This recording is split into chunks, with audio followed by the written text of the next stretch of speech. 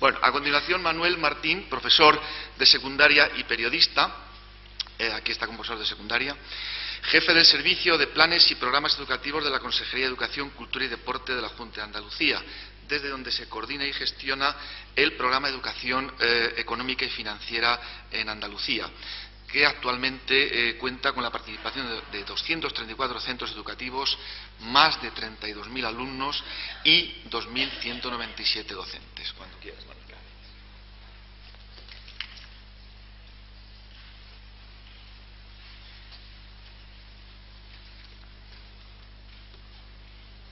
Bueno, intentaré ser breve, con lo cual es una promesa de que no lo seré, pero sí agradezco a los organizadores del Congreso porque nos hayan dado la oportunidad de contar y mostrar un modelo de, en este caso, de educación, nosotros lo llamamos económica y financiera, y el objetivo, lógicamente, de la exposición va a ser contaros cómo lo hemos estructurado, qué elementos son los que tiene y bueno, cómo hemos llegado a algunas de las decisiones que se han tomado con respecto a este programa, que como tal, como programa de educación económica y financiera, es el primer año.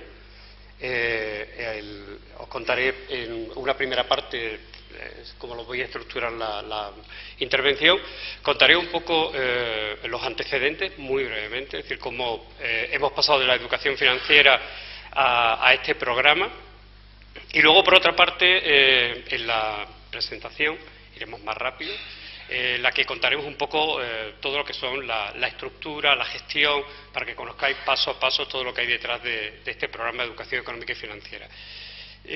Sí, me gustaría poner por adelantado y que todo el mundo conociera, este programa es un programa al que se ha llegado de forma muy colaborativa, y pueden dar fe de ello profesorado, algunos de ellos se encuentran aquí presentes, porque cuando el año pasado iniciamos educación financiera en Andalucía, de la mano, en este caso, de la Comisión Nacional de Mercado de Valores y el Banco de España, fue un programa que resultó, bueno, tuvo un impacto grande en Andalucía. Creo que le dimos una estructura que encajó bien y se acercó a la demanda de los centros educativos, pero a partir iniciamos un proceso de todo el año, ahora os contaré cómo, para que se hicieran aportaciones desde los docentes, liderados por la Asociación de Docentes de Economía de Andalucía, y a partir de ahí se hicieron aportaciones, entre ellas la evaluación final de los cursos de formación, donde se lanzaron una serie de propuestas de mejora, muchas de ellas se tuvieron en cuenta, y fruto de esas propuestas de mejora del profesorado en los cursos de formación, que ahora os contaremos también con detalle, pues surge este programa que decidimos configurar, rediseñar, para que apareciera con estas características. Os comento en principio de ese antecedente, los valores o las cosas que se nos pedían desde el profesorado. Básicamente estaba, el primero de ellos era que la educación financiera apareciera contextualizada, que aparecieran todos los agentes que intervienen en el proceso económico, ¿no? y que además había que abrir a nuevos enfoques y nuevas temáticas, ¿no? Antes una compañera preguntaba, hacía referencia a si se estaba pensando la posibilidad de ampliar en ese sentido en el programa a nivel nacional. En el caso de Andalucía sí lo hicimos, fue una propuesta de los docentes, y se habla de ética económica, se huye de un enfoque mercantilista y sobre todo se busca mucho la reflexión crítica por parte del alumnado ante todo aquello que ocurre, no solamente el desarrollo de la competencia financiera o los conceptos o contenidos financieros sin más, ¿no? Esa fue una de las primeras propuestas. De ahí que se abriera el nombre de educación económica y financiera. Existía una demanda de mayor conocimiento y de contextualizarlo. Luego hablaremos qué contenidos son los que se abordan de manera diferencial. Como detalle también, por ejemplo, como eje estratégico en las jornadas de formación, hemos estado centrándonos, y ha sido una práctica bastante exitosa, aquí hay gente que ha participado en ello y podría contarlo con más detalle, es la educación para el desarrollo, y el comercio justo y una serie de valores que han funcionado muy bien este año. Otro elemento que se pedía de manera importante y que nosotros hemos dado respuesta a ello era un plan de formación. Es decir, en el sentido del plan de formación, me alegra haber escuchado a José Luis, porque hemos intentado, desde nuestra modestia, poner en marcha muchas de las cosas que él nos ha contado, y nos parece además que es el camino en el que todos tenemos que ir andando, ¿no? Esa formación, nosotros hemos estructurado la formación, nos parecía que era, en este caso tenía que ser el pilar básico sobre el que montar un programa educativo, para que realmente tenga impacto en el alumnado y desarrolle luego aquellos objetivos que uno se ha marcado. En este caso concreto hay un detalle importante en la formación. La formación hay que realizarla a niveles muy diferentes en un programa de estas características, ¿no? Porque tenemos a profesorado muy formado en conceptos o en contenidos económicos y financieros, aquellos que en un momento determinado son especialistas en economía. Tenemos, sobre todo en centro secundaria, lógicamente, y en bachillerato, tenemos por otra parte un profesorado de otras áreas que, cuando conozcáis el modelo nuestro, es fundamental que esté integrado, y por tanto tenemos que formar a gente que no tenía, o los conocimientos básicos pues no eran tampoco muy elevados, y por otra parte teníamos que jugar con un doble valor, es decir, no solamente teníamos que enseñar conocimientos, sino que lo más importante para nosotros era metodología, buscar una metodología que nos sirviera para de una forma práctica llegar al alumnado. Esta fórmula de programa asociada a formación para nosotros tenía una ventaja importante, que luego en la realidad nos lo ha constatado, es decir, estamos formando a docentes para en este caso realizar una práctica directa, y combinamos varias modalidades formativas, ¿no? Una formal, son jornadas presenciales, 3, una inicial, en la que se dan las claves de cómo funcionar en el programa, una de seguimiento, donde permite reflexionar y hacer un alto y compartir con los compañeros lo que se está realizando, y una final de evaluación y buenas prácticas o prácticas de referencia. Por otra parte, esa formación presencial se acompaña también de espacios virtuales. A nosotros nos parece que es fundamental mezclar lo presencial con lo virtual. Entonces, eso se traduce, toda esa participación en la formación, en este caso presencial, tiene su continuidad de seguimiento en comunidades, comunidades profesionales, comunidades en red. Todos los profesores y profesoras que participan en el programa participan a su vez en una comunidad en red, en una herramienta que en Andalucía es Colabora, y es el nombre que tiene, que además en nuestro caso es una herramienta que facilita el trabajo, pero que ahí se desarrolla la formación no reglada, al contrario que se está realizando. Eso ha supuesto en Andalucía también un cambio en muchos sentidos. Esa formación ha permitido que el profesorado pueda contar directamente a su compañero, a cualquier compañero de cualquier centro, de otro centro educativo, el trabajo que está realizando, compartir materiales, experiencias y hacerlo en vivo, en el momento en el que está ocurriendo. Una de las cosas más interesantes de los foros es ir viendo la necesidad del acompañamiento que tiene el profesorado, ¿no? Hay muchas veces que alguien desde un centro educativo intentaba poner en marcha una actividad que no sabía cómo hacerla, pedía ayuda y de repente había compañeros que le contaban de qué manera lo estaba realizando. De la misma forma que se han subido muchísimos materiales y se ha ido generando un gran repositorio de materiales. Otra apuesta importante, otro de los pilares del proyecto, tenía que ver, como comentaba antes, con la metodología o con la forma en que tenía que trasladarse al centro educativo. En este caso concreto, la apuesta nuestra era una apuesta porque este proyecto educativo tiene que estar en el proyecto educativo del centro. Tiene que ser un programa de apoyo al currículum. Tiene que implicar a todas las áreas, a un número diferente de áreas. Tiene que ser interdisciplinar. Tiene que tener una serie de características que nos permitía en un momento determinado ir desarrollando con ello y trabajar desde la formación propuestas que luego sirvieran para implementarla en el aula y en el centro educativo.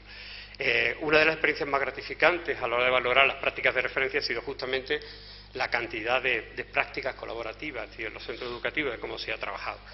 En ese caso hemos contado con otra alianza importante, que es que esta acción estaba recogida en el Plan de Fomento de la Cultura Emprendedora en el Sistema Educativo, que se aprobó en Andalucía en el 2011, y que tiene, lógicamente, otras actuaciones en marcha. Antes los compañeros de Puente Genil contaban, por adelantado ya, de qué manera en la mayoría de los centros educativos, al incorporar el proyecto de centro, no solamente el programa funciona aislado, sino que se une a otros programas de referencia, como es el caso de mini empresas educativas, o también comunicación, que es una propuesta, un programa dentro de Cultura Emprendedora que incita o anima al alumnado y al profesorado a crear proyectos de medios de comunicación. Uno de ellos, además con sentido, era el crear una agencia de publicidad, el poder trabajar lo que son los cortos, la productora, la televisión, los blogs, es decir, y ha servido concatenando a los tres. En el caso del programa de empresas, mini empresas educativas, un programa que ha funcionado bastante bien.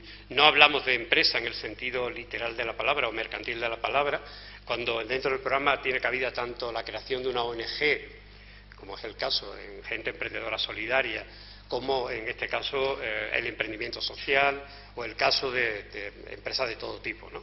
En el caso de mi empresa educativa, lógicamente sí permite, a muchos de ellos les ha permitido encontrar el armazón para trabajar desde ahí como proyecto, en este caso de centro, es decir, trabajar por proyecto utilizando la creación de ese recurso, el desarrollo de esa idea, la que los demás elementos se han ido uniendo a él para ir trabajándolo.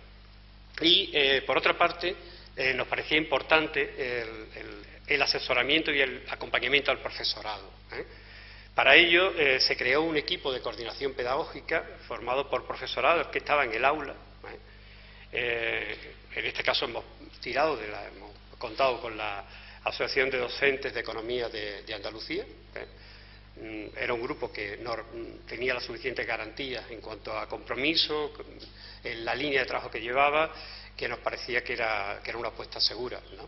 Entonces ellos son los que, en este caso concreto, desarrollan todo lo que es el acompañamiento, el asesoramiento al resto de profesorado en el desarrollo del programa.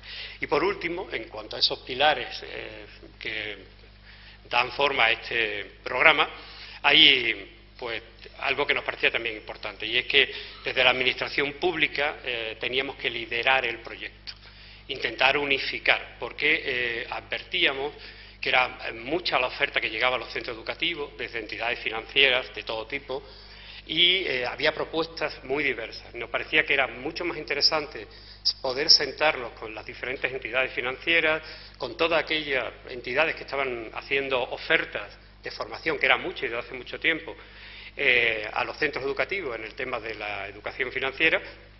En el caso de Andalucía, Unicaja era una comunidad que, especialmente en Málaga y en Cádiz, llevaba años, bastantes años, siendo muy activa y liderando esto. Entonces nosotros nos hemos reunido con cada una de las distintas entidades y pensábamos que tenía que llegar como proyecto global y ordenado en los centros educativos, porque muchas veces perdemos muchas energías y recursos cuando se actúa de manera muy diferente. Paso, si os parece, a ir contando para que vayáis viendo un poco toda la estructura. Ahí no me voy a detener demasiado y luego si queréis preguntar algo lo vamos aclarando. La idea base de la que partíamos era esa, que es la misma que casi todo el mundo se está planteando. La crisis ha puesto de manifiesto el déficit en educación económica y financiera en todos los sectores de la población. Nosotros decimos incluso a los líderes económicos también, es decir, quien hasta ahora estaba liderando de forma potente lo que era el mercado, pues también se han equivocado y tampoco han demostrado en muchos casos tener todo el conocimiento que presumíamos, ¿no? Y por eso había la necesidad de alfabetizar a la ciudadanía, entendiendo ciudadanía como concepto global, en conceptos básicos y desarrollar competencias para que pueda desenvolverse con eficacia práctica.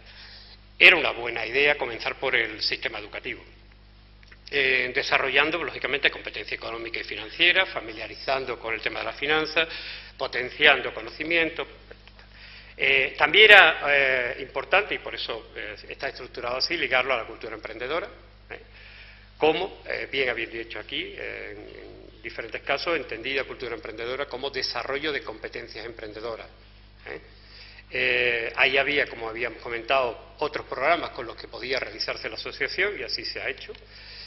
Los contenidos bases están ahí, presupuesto, consumo responsable, ahorro, protección de datos, formación laboral, empresas, sistema financiero, Estado y ética económica.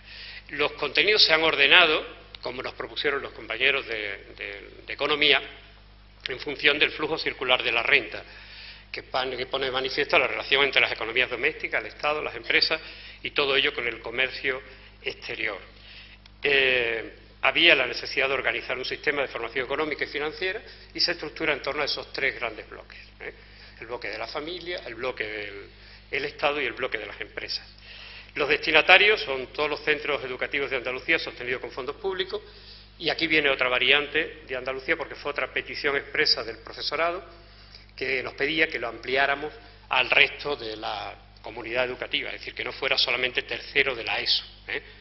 Y se decidió abrir a quinto y sexto de primaria y, lógicamente, a todo lo que sería secundaria, bachillerato, ciclo formativo y hasta el año anterior PCPI. El desarrollo, el programa, como ya hemos dicho anteriormente, se incorpora al proyecto educativo del centro de manera transversal, desde las diferentes áreas y materias. La coordinación del programa en colaboración con el equipo directivo y el resto del departamento deberá planificar acciones que puedan ser desarrolladas en el centro a lo largo de todo el curso y contando con la implicación de las diferentes áreas. La metodología por la que se apuesta es el trabajo por proyecto, por tareas, tanto en los cursos de formación como por la dinámica de trabajo. ¿Cómo se ejecuta en temporalización? Pues en septiembre se desarrolla del 1 al 30 de septiembre la inscripción. Es el director del centro el que inscribe la participación en el proyecto. Lógicamente entendemos que con la, en este caso, colaboración o con el acuerdo del resto de profesorado. En los meses de octubre y noviembre se comienza el programa con actividades de planificación y formación. De diciembre a mayo la intensidad del desarrollo y finalmente en junio la evaluación. Una de las cosas clave que nos parece importante es el seguimiento por parte de la Administración, del equipo de coordinación pedagógica. En este caso, lógicamente, el seguimiento se realiza desde el centro, con formularios de seguimiento, en este caso en Séneca también desde fuera, desde la Administración central, desde los asesores de referencia en los CEP y desde la participación activa en las comunidades en red. La formación, como he hablado ya de ella detenidamente, no voy a insistir más en ello. Simplemente incidir también que desde el año anterior existe un curso online que es voluntario para todo aquel que quiera reforzar los contenidos. Ese curso además está en abierto para quien lo quiera realizar sin tutorización y además puede utilizarlo. De hecho, hay profesores que están utilizando el curso online como material porque el curso está hecho por tareas con el propio alumnado, con muy buenos resultados. Podéis acceder a todos estos contenidos a través de nuestro portal de Cultura Emprendedora. Si queréis, luego os doy la referencia. Los recursos con los que contamos, los genéricos del plan, está el portal web de Cultura Emprendedora, los materiales y recursos de apoyo que hemos elaborado con nuestros equipos, la formación a distancia, el curso online para el profesorado, que es un recurso importante, y la comunidad en red con todo lo que genera de actividad, en este caso de colaborativa entre el diferente profesorado. Existen otros recursos como tutorial o guía de posibilidades de uso de los diferentes recursos. Por ejemplo, el primero que elaboramos fue una guía para orientar todos los usos que estaban en red para los diferentes niveles educativos, diferentes áreas, para que se pudiera, porque esa era una de las dificultades que tenía el profesorado. Y después todo el material que nos llega a través de portales como el propio de la CNMV, el de Unicaja, la Caixa, y la colaboración, lógicamente, la realizamos con todas esas instituciones a las que hemos hecho referencia. La gestión del programa se hace de manera oficial a través de, en este caso, del sistema de gestión Séneca, que conocen los centros andaluces, y la convocatoria, como hemos dicho, siempre entre el 1 y el 30 de septiembre. La evaluación es uno de los pilares sobre los que estamos trabajando justamente este año, porque queremos ofertar que vaya acompañado el programa con indicadores de evaluación que permitan constatar resultados, o por lo menos que cada uno en los centros educativos lo pueda valorar. La certificación, es decir, hay un reconocimiento a la participación del profesorado para concursos de traslado y para sexenio. Y aquí veis, al final, y con esto terminamos, cuál ha sido la participación en la columna de color verde. Podéis ver la del año anterior, la del primer año, y la del año este. Una de las cosas que explica en algunos de los gráficos, sobre todo el de alumnado, pues viene explicado lógicamente porque el primer año estaba reducido, simplemente se limitaba a tercero de la ESO, y el segundo año se ha abierto absolutamente a lo que ya hemos comentado con anterioridad. Lógicamente, el número de alumnos ha triplicado, por eso lo cuento, porque el salto es muy espectacular. En este caso tenemos 234 centros. Lo más importante es que los 169 continúan y se van consolidando una dinámica de centro. El profesorado participante actualmente son 2.028, son datos oficiales, datos que recogemos directamente y extraemos del sistema de gestión. Y el alumnado, que he comentado actualmente, 29.272, ya apurado, daba una cifra anteriormente, de los que efectivamente se nos ha constatado en las memorias finales que han participado en el programa. Y bueno, llama también la atención que la mayoría de los centros participantes son centros públicos y en un porcentaje bastante alto los IES. De ahí hay que decir que en nuestro caso ha sido de gran apoyo los profesores de economía de los centros educativos, que han permitido pues trabajar con compañeros de otras áreas y compañeros, en este caso de compañeros y compañeras de niveles educativos diferentes. Por ejemplo, acercarlo a secundaria, primero y segundo era importante. Ahí tenéis también la referencia y nada más. Gracias. Muy bien.